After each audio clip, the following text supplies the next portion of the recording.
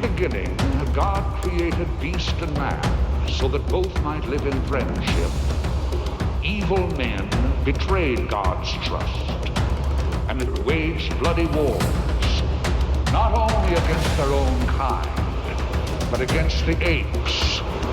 Our Savior led a remnant of those who survived in search of greener pastures, where ape and human might forever live in friendship.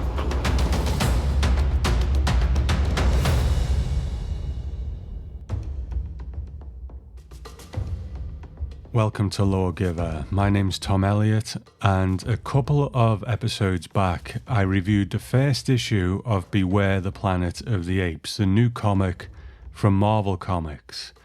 And in issue 1 we see Cornelius and Zira going to look for Zira's nephew Lucius with the help of Nova.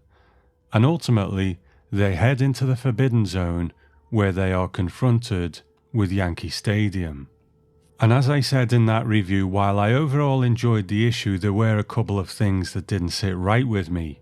Principally, that the issue seemed to be hitting some beats in common with the first film that didn't quite feel earned yet, but also potentially didn't make sense when considered in continuity with the first movie. Now, for example, in the 1968 film, Taylor comes across the Statue of Liberty, and in the first issue of Beware the Planet of the Apes, which predates the events of that film, they come across Yankee Stadium. But if Cornelius and Zira had already seen Yankee Stadium, then they've already been exposed to the creations of humankind. And then also there was things that happened in that first issue, like meeting Nova and even giving her a nickname of her own, which didn't make sense when we consider the movie continuity. Surely these were things that would have been mentioned by Cornelius and Zira at some point in the first film.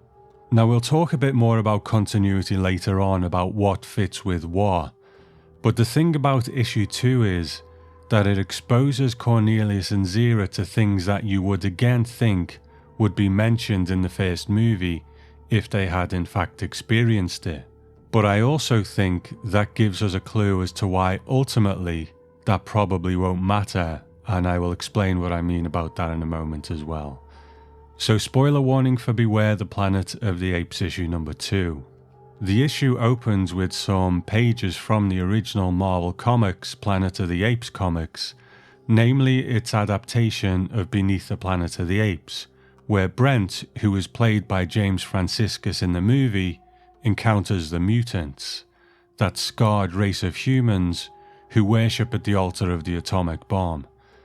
And they have evolved to develop telepathic powers, like speaking through their minds or projecting images that aren't really there. As I said last time, I love that these comics are setting themselves in the continuity of the original comics. Now this is where continuity between different media starts to get muddy. I mentioned about things happening that, had they actually happened, they would mention them in the first movie. But actually, I don't actually put the comics in the movie continuity, if you like. I kind of see these as a bit of a parallel universe where a lot of the same things happen, but there are major differences as well. So you could say that those comics, those original Marvel comics, are adapting the movies, and that is true. But I think we can pick and choose how we view all of this. So after a couple of pages of seeing Brent and the mutants from Beneath the Planet of the Apes, we are then introduced to Ivana, who is the leader of a different group of mutants, a group who are scarred, but not quite as scarred as the movie mutants, but they too have telepathic abilities. And sometimes with Ivana, these abilities manifest in dreams, but they also seem to be showing her things that haven't happened yet. And early on in the issue, she wakes up after one of these dreams where she sees Brent and Nova standing before the mutants and the bomb from Beneath the Planet of the Apes. Ivana then speaks to a character called Lila, another one of her colony, who asks her about the dream. And Ivana says, "I saw a human colony, but perverted, their bodies and minds distorted by the calamity. mutants like us, but not like us. So Ivana's group of mutants don't have this religious devotion to the bomb. And I really like all of this because one of the criticisms that has always been leveled at the original Planet of the Apes movie series is that it's so focused on this very small area. We don't really know what's going on in the wider world. But what's happening in this issue is a nice way to just push the boundaries out a little bit further from the borders of what we know.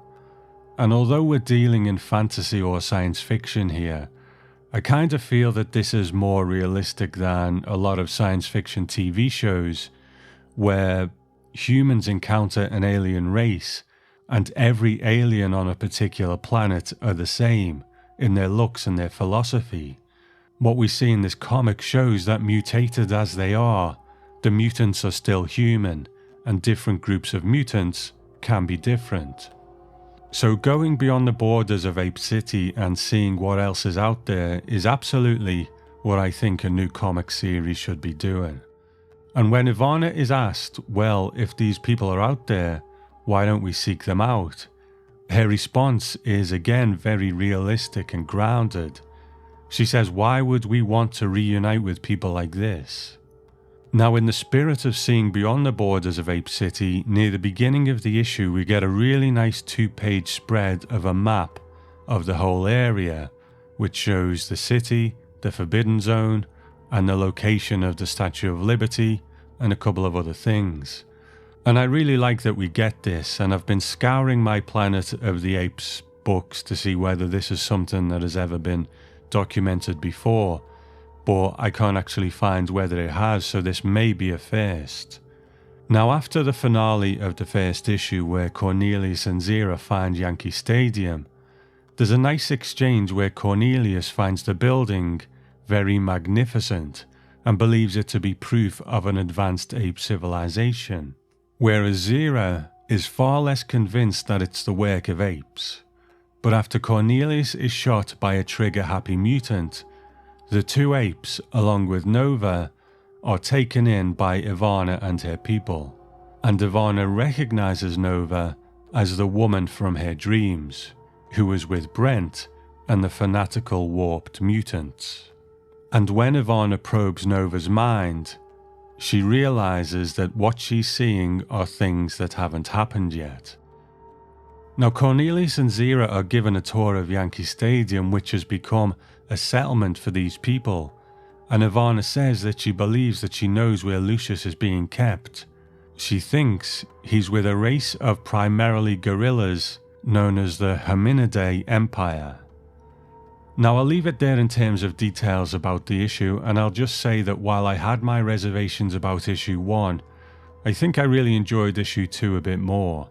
And it's the world building that I like the most, meeting this different band of mutants, seeing how different they are to the ones from beneath, and getting a glimpse of their settlement in Yankee Stadium.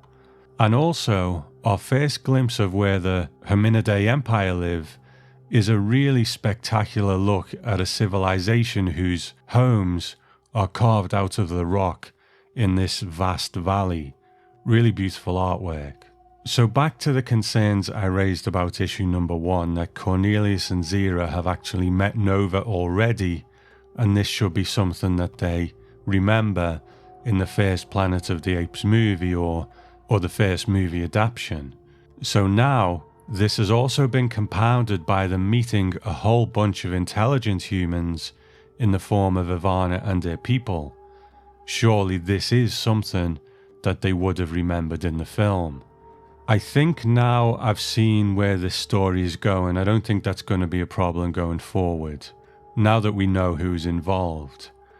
And I predict that by the end of this miniseries, Ivana, who is a powerful mutant with great telepathic powers, will probably wipe the minds of Cornelius, Zira, Lucius and Nova and put them back where they came from with no knowledge of Yankee Stadium, mutant humans, or anything beyond the borders that they don't already know about. I suppose these are the perils of expanded universe media like tie-in novels or comic books. If we look at something like Star Wars, how numerous character histories or gaps in the timeline are filled by comics or novels. Some people really like that, but some people find that it clutters up timelines and allows for mistakes to be made in continuity.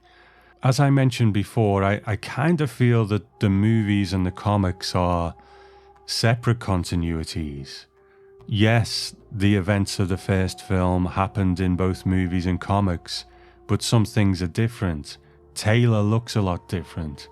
I see the films as something of their own, and the comics are like a parallel timeline where a lot of things are actually quite different. But like I say, I think we can pick and choose how we see all this and pick and choose what we actually want to bring into our own canon. Because it's not like Star Wars, where Star Wars say, yes, everything in comics now or everything in books now is all canon. With the Planet of the Apes, we can still pick and choose. So I will leave my review there and just say that I really enjoyed this issue and I'm looking forward to the next couple of issues, and I'm really kind of curious as to how Marvel are going to approach this going forward. It seems like the model is 4-issue miniseries, which is fine. You know, they can jump around wherever they want to go in the timeline or in each Ape series, so that's quite interesting in itself, so we'll see what happens. But speaking of expanded universe material, I'm really hoping that a novelization and maybe even a prequel novel will come out for Kingdom of the Planet of the Apes. Because both of the previous 2 movies had a novelization and a further tie-in, but that's when the series was owned by Fox, who seem to be very good at putting out Apes novels. I'm hoping that now Disney are in charge, that they will come up with the goods. Now, I haven't actually put out a reaction podcast to the full trailer of Kingdom of the Planet of the Apes purely because I don't feel I have much to say about it at this point beyond I really like the trailer, I'm looking forward to the movie, I do think it looks great, and I'm sure I'll put a podcast out when I actually see the movie, but at the moment I'm really just waiting and seeing. But unfortunately, from the looks of it, the US gets the movie a good couple of weeks before the UK, so I'll be a bit behind reporting on that, but I'm hoping for good things nonetheless. So I'll speak to you when issue 3 comes out. Bye for now.